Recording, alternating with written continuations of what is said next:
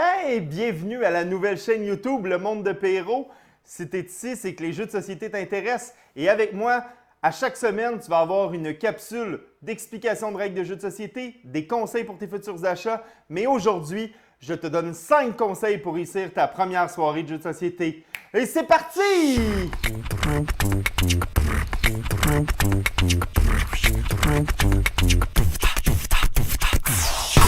Conseil numéro 1. Tout d'abord, quand tu fais une soirée de jeux de société, assure-toi de bien connaître ton public. Aussi, avec quel genre de personnes tu joues? Des personnes qui sont pas capables d'écouter des règlements longtemps. Putain, la vache, je comprends pas un mot de ce que vous racontez. Allez-y, excusez-moi, reprenez depuis le début, je vous écoute. Des personnes qui aiment des thématiques un peu moins lourdes, hein? Parce que des thématiques, il y en a plein dans le monde du jeu de société. Quand tu arrives avec des zombies ou des trucs du Moyen-Âge avec des barbares,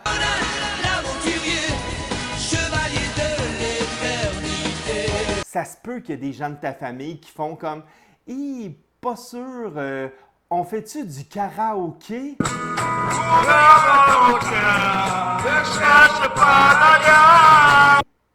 Parce que les thématiques, comme je l'ai dit, il y en a des excitantes, même si ça a l'air bien banal. Tu peux en avoir sur de la randonnée, comme dans un jeu qui se nomme Parks. C'est beau, c'est plein de cartes de couleurs et tu joues des randonneurs qui doivent prendre les plus belles photos. Ça les intéresse pas, ils sont plus du type culinaire. Ben t'as point de salade ou point de salade en français. C'est un jeu où le but est de faire la plus belle salade possible. Ça se joue en 15 minutes, même s'il y a plusieurs joueurs autour de la table. Très bon.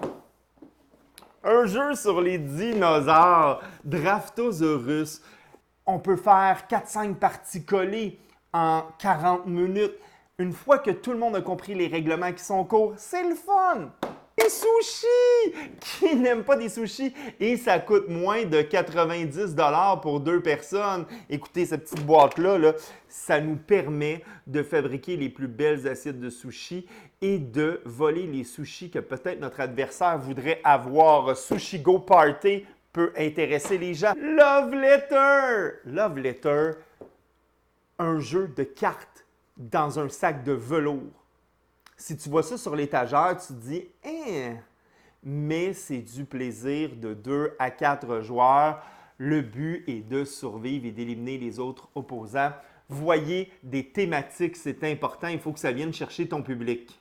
Deuxième conseil. Après avoir connu ton public, il faut que tu connaisses quand même les règlements de ton jeu. Trop souvent, on commence à sortir des jeux de société quand on n'est pas habitué. Et là, la première chose qu'on fait, c'est « Ah, ouais, je me souviens plus de cette règle-là. » Tu sais, t'as comme tout le temps là, quelqu'un qui regarde dans le livre des règlements, puis c'est long. Très long. Pendant ce temps-là, les autres joueurs se découragent et commencent à discuter de leur job. Ça, tu as perdu toute attention, qu'ils sont rendus au stade où ça leur tente plus tant que ça de jouer. Tout d'abord, il faut que tu connaisses toi-même les règlements, oui, mais tu dois l'avoir testé avant, idéalement. La pire chose qu'on peut faire, et ça, c'est l'excitation, c'est qu'on sait qu'on va inviter des gens pour jouer à des jeux, on achète un nouveau jeu, mais on ne lit pas les règlements. Qu'est-ce qui arrive pendant la soirée? On ne joue jamais au jeu la plupart du temps.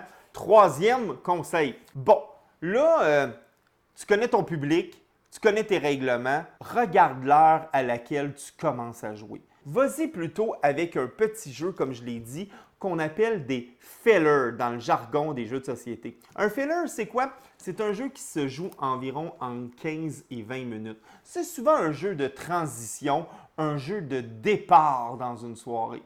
Fait que si tu arrives pour commencer ta soirée et que tu y vas avec une grosse brique, hey la gang, y en a-tu qui veulent jouer à Gloomhaven? ça fonctionnera pas. Non, parce que les gens ont besoin de réchauffement. Comme au hockey, tu as besoin d'un petit warm-up avant de commencer. Mais dans les jeux de société, c'est la même chose. Vas-y avec quelque chose qui se joue entre 15 et 20 minutes. Et ce qui est magnifique avec tout ça, c'est que souvent, sur la boîte, c'est écrit le nombre de joueurs et le nombre de minutes environ par partie. Et plus on connaît le jeu, plus la partie est rapide. Quatrième conseil, vaut mieux jouer à 3 petits jeux qu'à un seul gros. Et là, attention, je ne parle pas avec des joueurs habitués de jouer, mais avec des gens que tu veux convaincre de rejouer. Préparez 3 petits jeux qui jouent environ de 15 à 20 minutes où les règlements sont assez courts. On parle de règlements entre 5 et 7-8 minutes. Parce que ça va permettre dans ta soirée d'avoir plusieurs gagnants.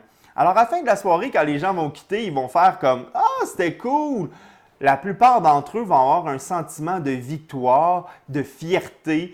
Et ça, c'est tellement bon pour l'estime de soi. Tu es tellement bon! 5e conseil. Mon dernier conseil, c'est tout simplement avoir du plaisir. Ne pas prendre ça trop au sérieux.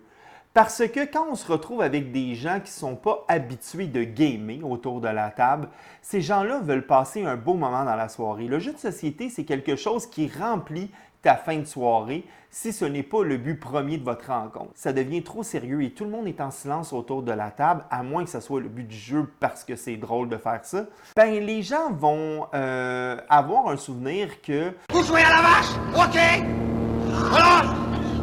Alors, ça vous a plu? Hein? On vous aimez ça? De montrer que même si c'est toi qui montes le jeu lors de la première partie, tu peux faire exprès de perdre. What? Bro, what are you talking about, man? Façon de parler pour justement laisser des chances aux autres. De ne pas étaler toute ta stratégie là, comme si tu allais exterminer le monde pendant que les autres autour de la table sont encore en train d'apprendre les règlements de base.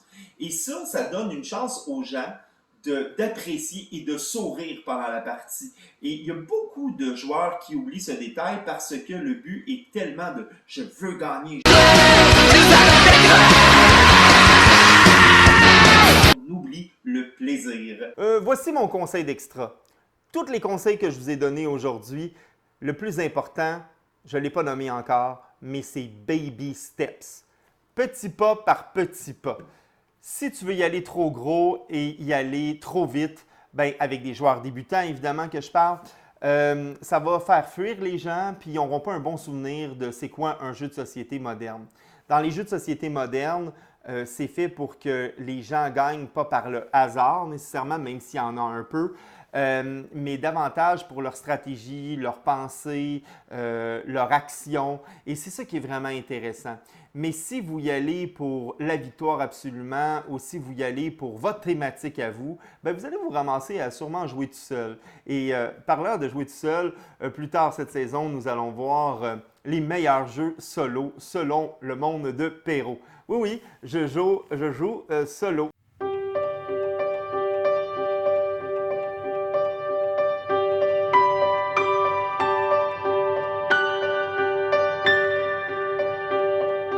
Allô, je vais commencer une partie. Bye! Le monde de Perrault est une présentation de moi-même. J'ai pas encore de commanditaire.